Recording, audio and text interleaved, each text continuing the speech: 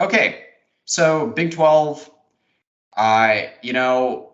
there's a lot of teams to cover this year. We have 4 new additions to the conference. So, for 1 year, we're at 14 teams. Then, we're at 14 teams again next year in the SEC. Last year, I think we kind of did a high level overview of each team. We don't need to do that this year. There's just too many teams to cover in one video, I think. But I think it's good to start here, just looking at Texas's schedule for the season. What are a few opponents that we think all start with 3 that kind of catch my eye? What are 3 opponents that scare you? And then what are 3 opponents you think are overrated? You don't have to, you could pick 2 or how many ever, but some opponents in each of those buckets that catch your eye. So for me, I did an article at the site earlier this week talking about overrated teams. Tarik, I'll pass it over to you to kind of get us started in general, but I did want to say I had OU, TCU, and Baylor as my 3 most overrated teams on the schedule. And just because someone's a challenge doesn't mean they're still not overrated. But Tarik, I'll pass it over to you for that. Well,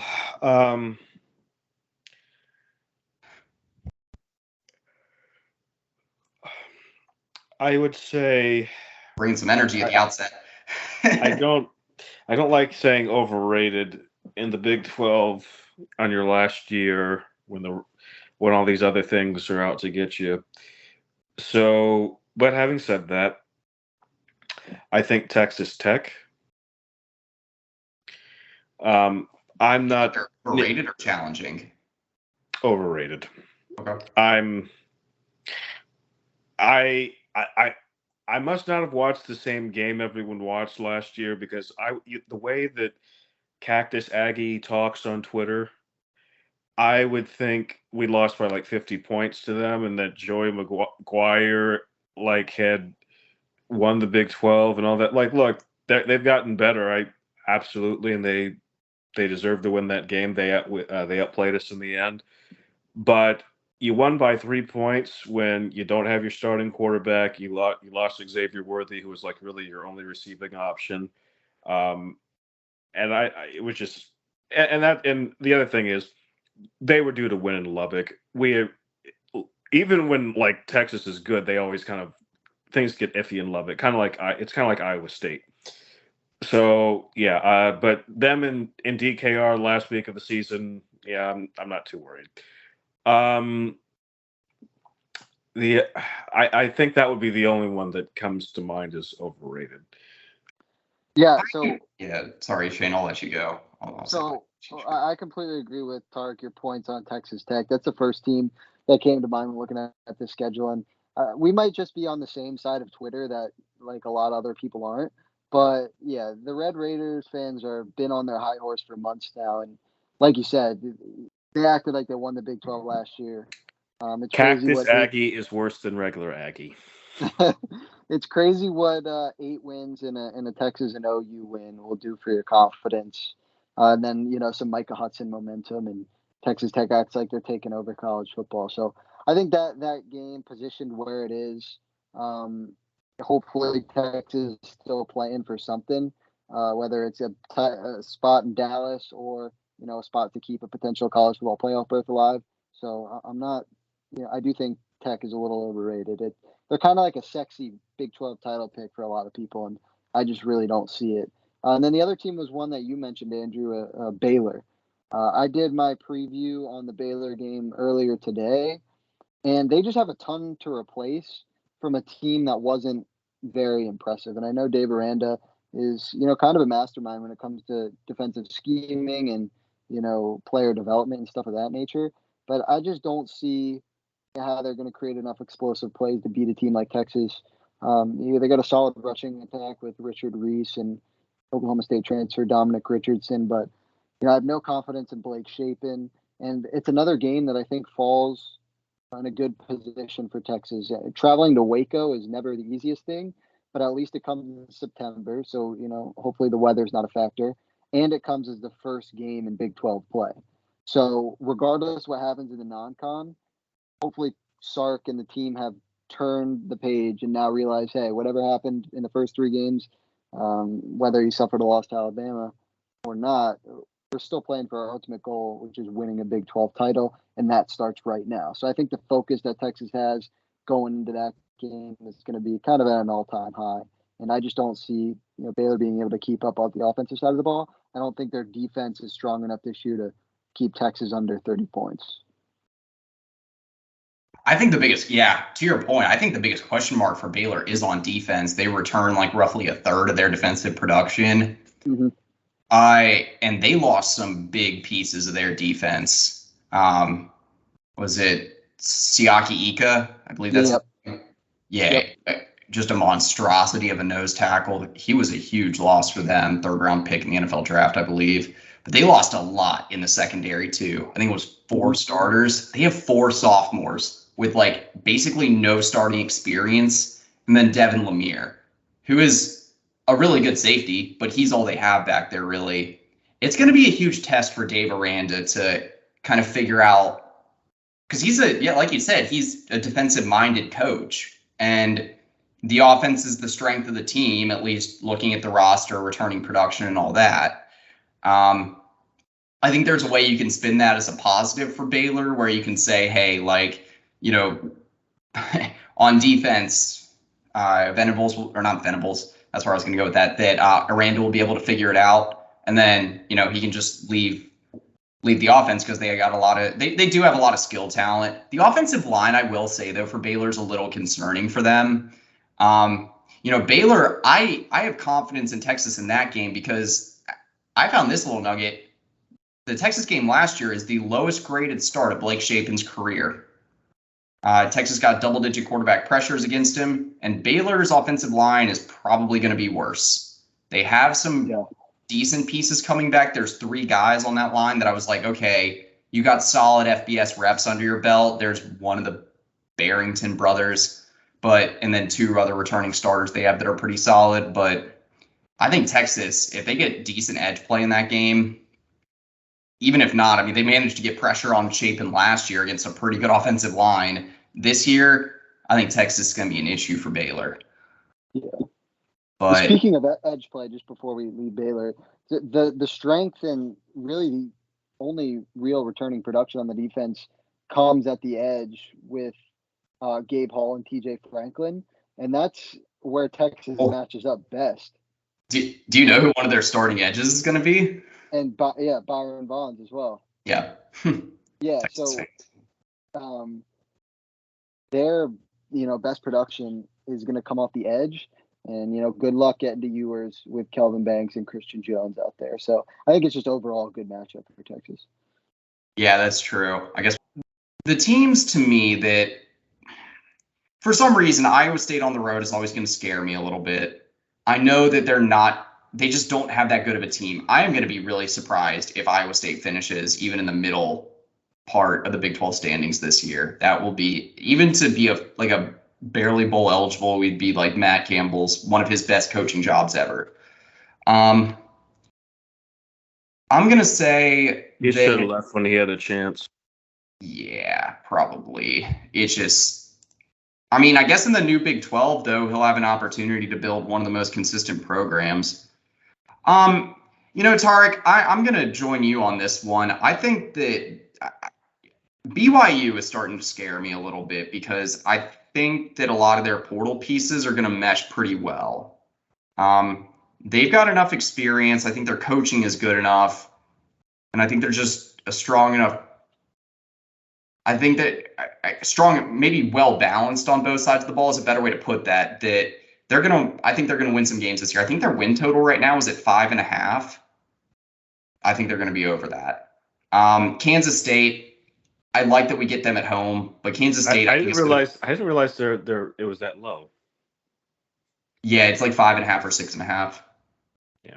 So I think they should be a good 7-8 wins. Probably. Yeah.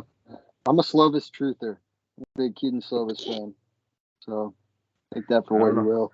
I'm not an elite. I don't know about truther, but I'm not an elite quarterback evaluator, but I've always had a soft spot for Slovis. He's a hard guy to dislike just because he's basically like that likable journeyman at this point. Yeah. It's just weird how how many more people like him than JT Daniels? It's funny that both of them, that Daniels left USC because of Keaton Slovis, and then Keaton Slovis left too. Slovis So, leaves Jackson Hart. And we're playing both of them. But you gotta feel sorry for JT Daniels coming into DKR and getting smoked 3 times. I mean, it's gotta rub you the wrong way. He might not even score against Texas. I doubt. I mean, Texas isn't going to let up that game. Is the thing. I don't think. I think they're going to want to try to put their foot on the gas as much as possible the week before Alabama. So, but they better be with all of us sitting there in that heat. Yeah. God, Jesus, yeah. Okay, so I'm actually, Iowa State still scares me a little bit, but that's just because it's the names. I think this is probably the worst Iowa State team that Texas is going to play. Maybe the 2017 team, but either way, or at least like since I've been covering the team. The three games that scare me, fortunately for Texas, are all at home. I think Kansas State, BYU, and Kansas are 3 teams that are going to be pretty good in the Big 12 this fall. Kansas. And do y'all know like the Sharp college football rankings? Mm-hmm. So Kansas leads the Sharp beta ranks for 2023 projections in returning production. Sharp puts a lot of emphasis on just FBS snap counts. So, and then they give an added bonus if it's returning starters from the same school. And so I think the continuity that Kansas has this year, combined with just the fact they actually have good skill talent this year. Like Jalen Daniels could be the best quarterback in the Big 12. That's not a hot take. And so Kansas scares me a little bit. I mean, I think Texas is going to come out ready to go, but I mean, I'd be lying if I said that Kansas won't come out with a chip on their shoulder and that they haven't played well at DKR before. So this is the best Kansas team Texas is going to play. Those are my 3. Like I said, I named OU. I think like you never know how Red River can go. I think OU is pretty overrated. Like, I get it.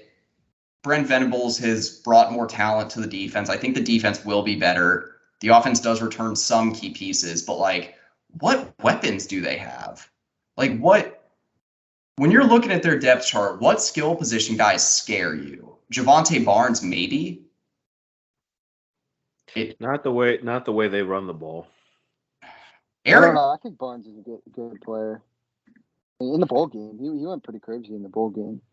He's got a lot of talent. It's just there are certain people that they just want to throw the ball all the time, and OU feels like that type of a team that won't lend themselves into running the ball if they should.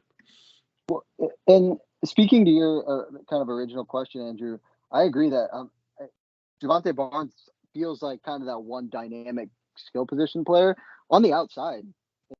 I don't really see anything that's scary at all. And it's crazy to think about because it was 3-4 years ago where it seemed like every single 5-star receiver was ending up at Oklahoma. And I would see commitment post after commitment post and just be infuriated because it's like, all right, well, we're going to have another CD Lamb make our guys look foolish in the open field. So it's a stark drop off. And I mean, when you have Drake, like nothing against Drake Stoops, but when he's starting out wide, you're not the most dynamic at receiver. Farouk, he's had a lot of hype around him before. I think he's their second most productive returning receiver. Stoops is he's reliable, experienced. You know what you'll get from him. It is crazy though that when you look at OU's roster, the 2 most dangerous receivers in space might be Jaquez Petaway and Brennan Thompson. I don't. Yep, but do you really want to put the wide receiving room into the hands of freshmen? No, that's not what I'm saying. I'm just saying those might be the most dangerous guys in space. I think I'm just trying to highlight. I don't think that OU is going to be getting that much separation from opposing DBs this year. They were having trouble down the stretch last season. A lot of people point at Dylan Gabriel put up a pretty excellent stat line last season just on paper. He was 3-6 in his last 9 games as a starter. I don't know. He looked good against Kansas State. He looked good before the injury, but I can't ever say that he looked more than good. I think that's the thing with Dylan Gabriel. He has a ceiling, and I don't think he's good enough to lift OU to the degree where they can get. I think they can win 9 games just because of how easy their schedule is. But I think like the quality of those wins not going to be very good. I think they're going to have some tough games in the Big 12 too. They do have some decently tough like opponents near the back half of the season, and they don't have much depth. So that's gonna like the schedule being backloaded is unfortunate for them. That's what I'll say. Baylor, I kind of echoed Shane what you were saying. I don't need to dig much more into that. I think the offense is going to be better than the defense. TCU, I don't get it. I'll be honest, I don't get how people think that TCU is just going to be another double-digit win team. That they have, who was it? CJ Vogel today was just heaping praise on TCU's receiving core.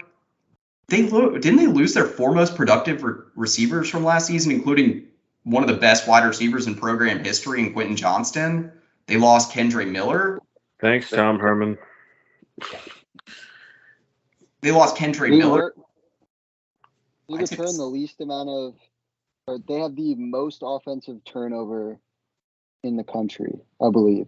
I don't know if it was just the Power 5 or if it was in the country, but yeah, an insane amount of offensive production was lost. And here's the thing. Yeah, here's the thing with TCU. I think Kendall Briles is going to have a rough time getting acquainted there. I just don't think the offense is going to be as good.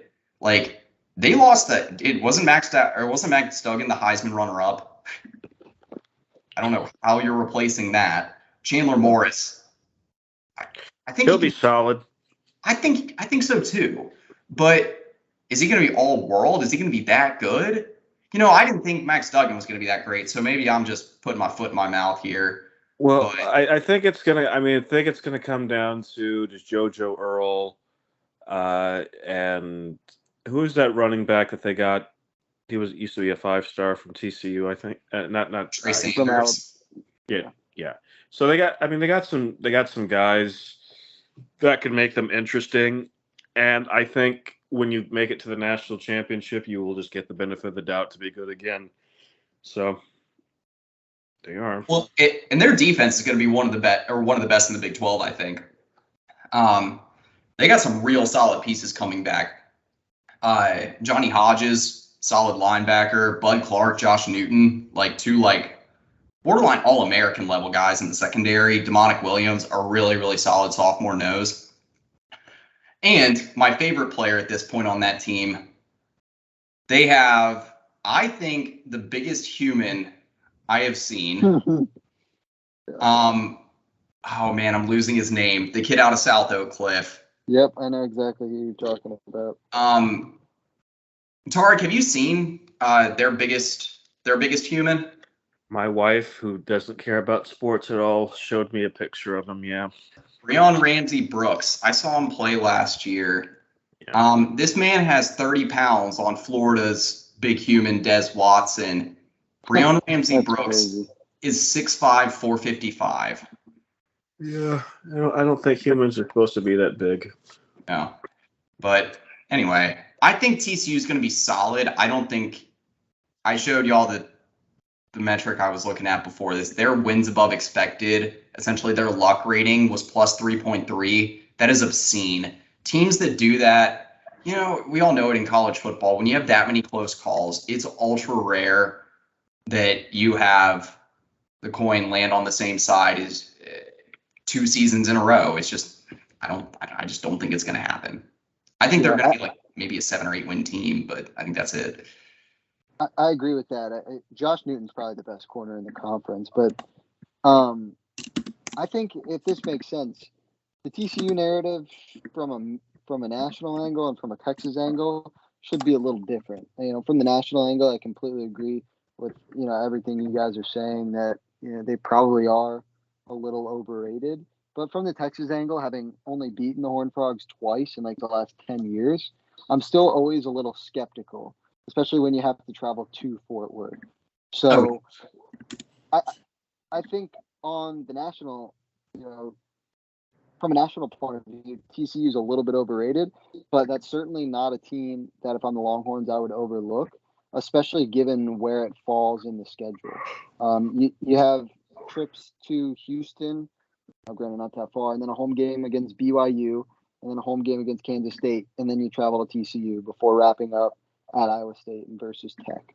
So it's the fourth game of a 6-week stretch of 6 straight games. So I think you just want to be a little careful there. It doesn't seem like a lot ever goes right when Texas travels to Fort Worth. Are we in agreement here that November is probably the most difficult month of the season? Yeah, that 4-game stretch is by far and away the hardest part of the schedule. Yep. Texas needs to go into November with only 1 loss.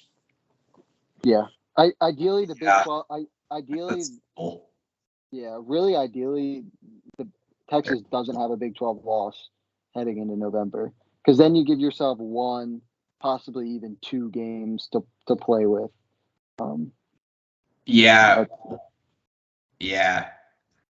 that's true. And arguably, I mean, if Texas ends up in the Big 12 title game, they might be facing one of those teams that they face in November again in early December.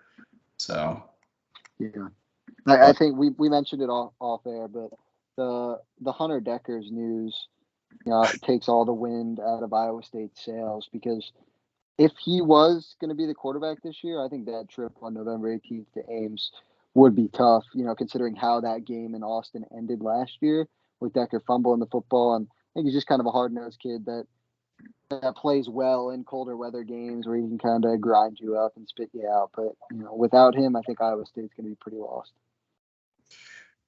that's fair. Okay. Let's get into win totals and stuff for the Big 12. So I'm going to share my screen right quick. Let me pull up the Big 12, the most updated Big 12 win totals, and we'll get into our top teams and championship predictions and individually predictions for Texas. Okay. All right, we can just use this one. All right. So this brings up that MGM, DraftKings, and FanDuel. So you just use the consensus. All right, let's do Texas last. OU, 9.5. I'm gonna go under. I'm going under. I think 9. I'm going under as well. I think it's when you're going win totals, I think you got to judge it. You get in trouble when you start trying to judge a team by their schedule. And I think the reason this OU number is so high is because their schedule is very easy, but I don't think the team is a 10-win team. So I'm going under as well. Kansas State. Oh my God. FanDuel has them at 7.5. Wow. Let's go 8. I'm sorry, you said Kansas State? Yeah, Kansas State. Let's go. I've seen mostly 8.5. So let's go Kansas State 8.5. I'll go over. Gotcha. Yeah, I'm gonna stay over. I'd go over as well. It should be 3-0 in the non-con. Yeah, probably. I could see 8 wins for K-State this year. I could see anywhere between 8 and 10 for them. TCU, 7.5. I'll go over because I think they'll finish the season at 8. I will go over as well. I think the way their schedule opens up, they could easily start, 6 or 7-0. And then you just need 1 or 2 on the back end. Are they this year's Kansas? Don't tell them that. That would not make TCU fans happy. I'll go under. Oh, you think they're at 7? You think they're 7 wins or under that? I think they're about 7. I mean, they might go over that, but I just wouldn't bet on it. They lost so much, so I was like, yeah. Texas Tech, 7.5. That I will go over. I think they'll win 8, at least 8. Okay. I'm going under. But if they win against Oregon on September 9th, then, I think that pick is screwed. But if they lose to Oregon, I think the under is a pretty good play. Yeah, I mean, they play Wyoming also. Okay, at Wyoming. And then Oregon, Tarleton State. They do have a decently tough conference schedule, though. I'll go under. I think 7 for them. Anyone who has to travel to BYU, that's a tough draw. That's a tough road matchup for first year. Big 12 teams that haven't been to Provo before. Their road games at West Virginia, so that's probably a win. Because they got West Virginia and Houston to open up, so I think they'll probably start the season 4-1. But then at Baylor, Kansas State at home, at BYU, TCU at home, at Kansas, UCF at home, and at Texas, they could lose all but 1 or 2 of those games in the second half of the season. So yeah, I think 7 is fair for them. Baylor 7.5. I'm gonna go under. Yeah, I'm going to go under as well. I think they have that built-in. Oh, if Cam Rising is back, a built-in loss to Utah in the non-con, and then we went over it. They're not bringing a whole lot back on defense, and like I said before, Shapen doesn't impress me.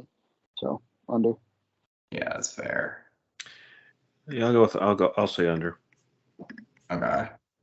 7.5 seems high for that. Well, I think it's kind of a point on the whole conference is it's going to be tough.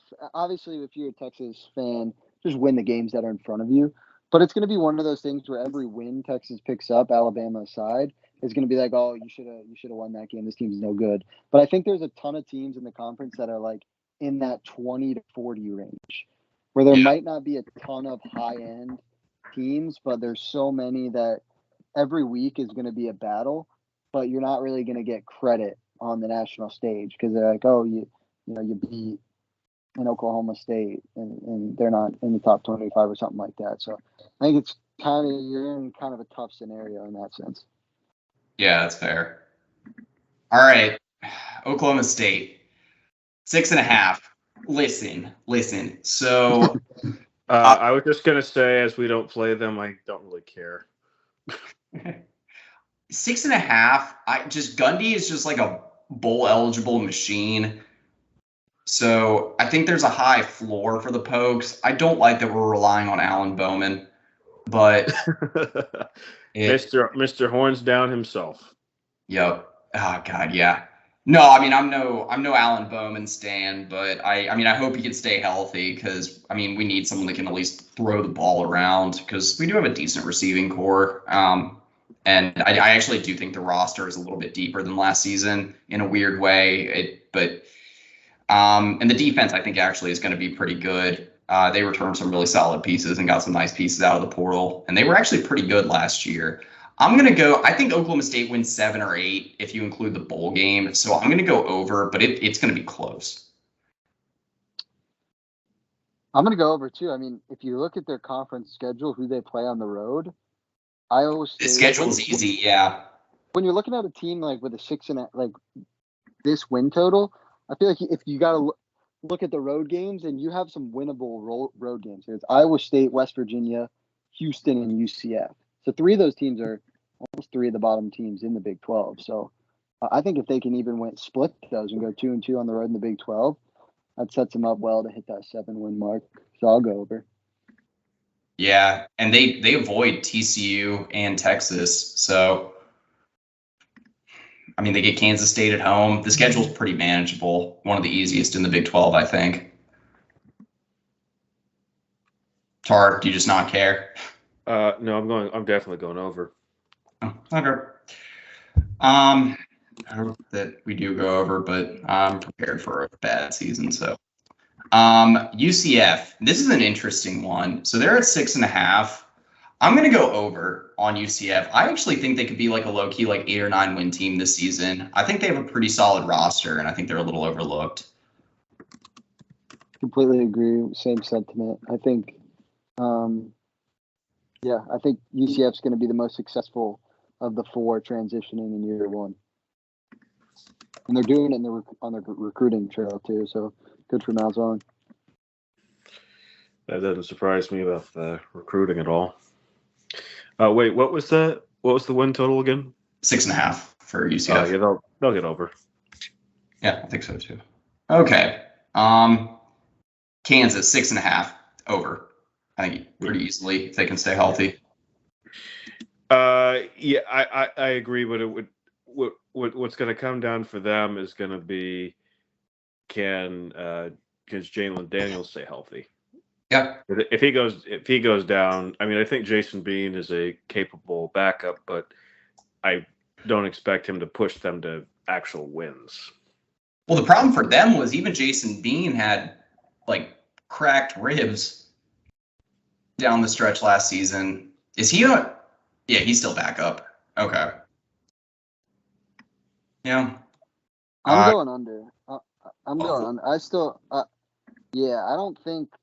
I mean, we talk about the returning production, but Kansas finished 6-6 in the regular season last year with 6 straight losses. I mean, yeah, Jalen Daniels was injured for some of that, but still, I think it's going to take a couple more years to completely, turn over this roster for Lance Leipold if he even hangs around that long. But I think he got a non-con game against Illinois that they're not going to be favored in, and then a pretty tough Big 12 schedule looking at it. So, yeah, I think I wouldn't be surprised if they miss a bowl, but I'm definitely taking the under if I can get 6 in the hook. Okay. Fair. I'm not going to believe. I want Kansas to string together. I think. I mean, like Tark just mentioned, if Daniels goes down, they're kind of screwed. I think they're kind of built on stilts right now. I don't know. I don't think it's, I don't think it's a mystery why they kind of collapsed towards the end of the season. I feel like a few injuries here and there, and this team is going to crumble because the program hasn't had time to be built up. Like if you go through, they're too deep. So I think that's fair. Okay, Cincinnati, 5.5.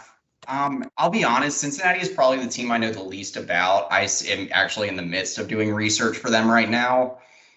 So this is my least confident one. I don't like doing these without like being like ultra well prepared for them. I'll go under just from what I know so far, but it's like that's just based on what I know about the other teams more so than Cincinnati.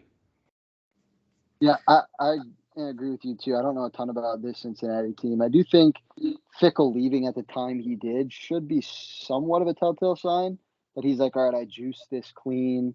Obviously had obviously he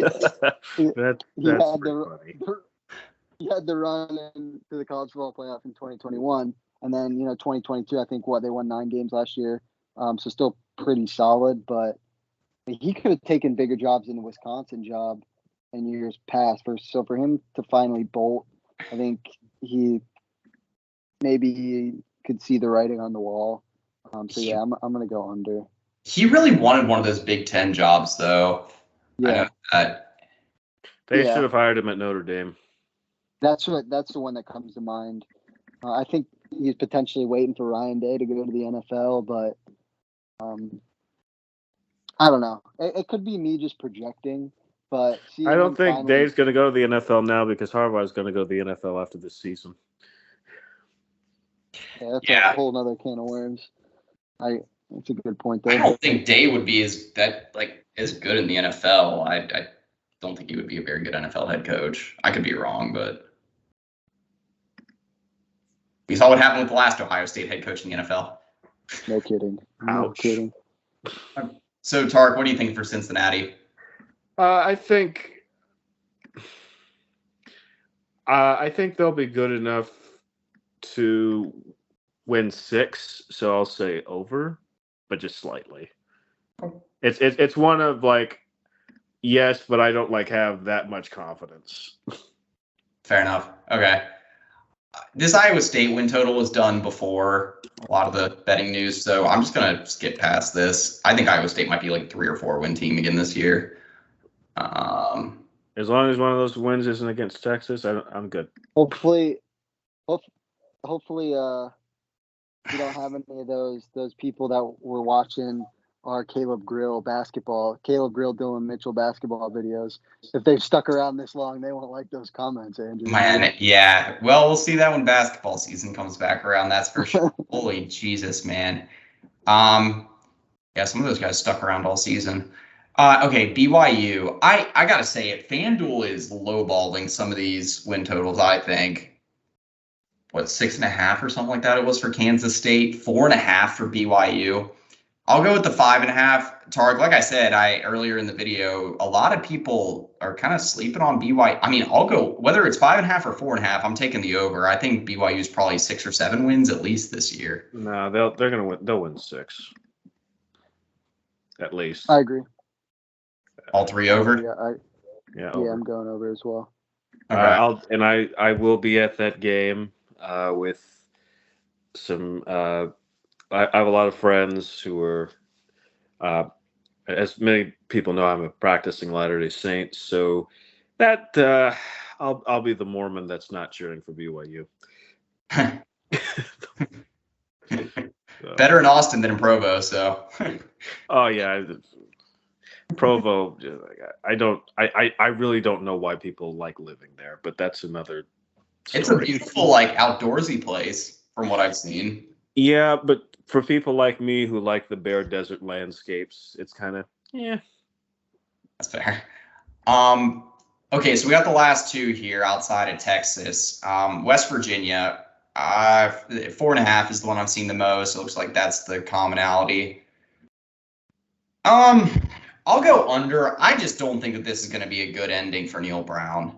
I think it's been coming apart at the seams for a little while, and I don't think West Virginia is in line to have a good season. They have some decent pieces coming back, but I don't think they really play for Neil Brown all that much anymore. You can kind of already see that last year. I was surprised they didn't just get rid of him last year. I completely agree. But since they didn't, well, and at this point, is it not diminishing like the value of the West Virginia job? Like at this point, it seems like almost like a group of 5 job more so than it does a P5 job. Well, is the Power 5 really a thing anymore? I mean, yeah, you got the Power 2. Whatever's going on now. The mediocre 2, and then the rest, I think. Yeah, exactly. But so West Virginia, 4.5. What are y'all thinking? I mean, it's kind of hard to really bet for a team to win 3 games, but you said it's set at 4? 4.5. 4.5. I mean, it's hard to bet for a team to win 4 games. I'll say over. I think they can win 5. Yeah, but we don't play West Virginia this year, right? No. Yeah, that sucks. That would have been another nice win. Yeah. I'm going under as well. I was going to make the same Neil Brown point as y'all made, and they have travel to Penn State and then get Pitt at home in the non-con. Those could easily be 2 losses. So if they were 1 and 2 in the non-con, expecting them to win 4 games in the Big 12 seems a little tall. So I'll go under. And yeah, unfortunately for Neil Brown, a tough 10-year comes to an end. Yeah. And then Houston, I don't even really. I'm assuming that they have him at 4.5. I feel the same way about Neil Brown as I feel about Dana Holgerson. So I guess that's not ironic. It's basically. I mean, they're pretty much the same guy. So. Oh, Dana Holgerson has so much more rage. Yeah. I don't know. I mean, as far as being a coach, no, there's. Oh, I feel like I think Dana Holgerson. Sorry, shortchanging. I feel like that's shortchanging Dana a little bit. He was a much better coach at West Virginia, much better results than Neil Brown has had. Yeah, he's been around the block and better recruiter too. I just find it so funny that he left the Big 12 to go to Houston, and now he's back at the Big 12. It's like, He doesn't have to play Texas and OU anymore, and I think that's kind of what he wanted. So. And the money talks too. Didn't Houston up the ante? Yeah. He has not yielded the results that they have wanted, though. They have not. People that guy Golden that they got, though, that I really wish Texas would have went after harder. Matthew Golden. Yeah, Matthew Golden. But people are quick to forget. I mean, obviously, there was a lot of De'Aaron King, but they were 12-2 in 2021. That's post-COVID, and I think any post-COVID results are still valuable to look at. So I'm going over on that number. I don't know a ton about Houston's roster this year, but I am a Dana guy, and They I have don't know. He produces 50 portal players on their roster. that part is a little concerning. Now that you brought that up, That's a lot. That's a Sorry. lot of portal. I think it's too many new faces, and I don't think Dana's the type to like really like antiquate them super quick. Like I think it's just going to be a lot of the problems that Colorado has this year. Yeah. Hope well, yeah. I mean, the saving grace for Houston is they should have 3 wins in the non-con. UTSA could be tough, but they get UTSA at home and at Rice and Sam Houston at home. UTSA will beat them. Yeah, UTSA. Yeah, probably would be a pick 'em. Would be close, but if they can get out of there 3-0, just need 2 in conference. I don't know. They should be right around the number though. That's a good number to have, Matt. Frank Harris is back for another season. I think UTSA is going to be really good for a G5. Yeah, I agree. Yeah, I don't think Traylor is long left for that job. I think he will be, and I think he will be a Power 2 coach. Okay. Yeah, fair. Okay. So let's bring it up to Texas now. I think I know what all of our answers are going to be. We did some version of this. I think it was with the same win totals a few weeks ago for one of the collab shows. So 9.5 for Texas. Over. Let's go over. If they don't win 10 games, Sark failed this year. I say that as a Sark fan. I think when we did this, You said under. Yeah, I did say under.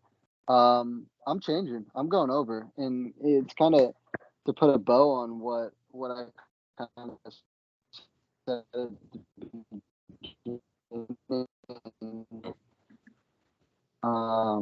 The really has been very little negative. There's very few holes on the team, and I think even if you lose to Alabama, this is still a team that I'd favor to go at least 8-1 in Big 12 play, and then that'd put them at 10. If you can beat Alabama, then you that over's cash and easy. No chance. If Texas goes 6-3 in conference this year, there's major issues. So, yeah, I'm going over as well. Okay. So we got. Oh wait, Tarik. What you said? Wait, Tarik, did you say over? Of course. Yeah. Okay.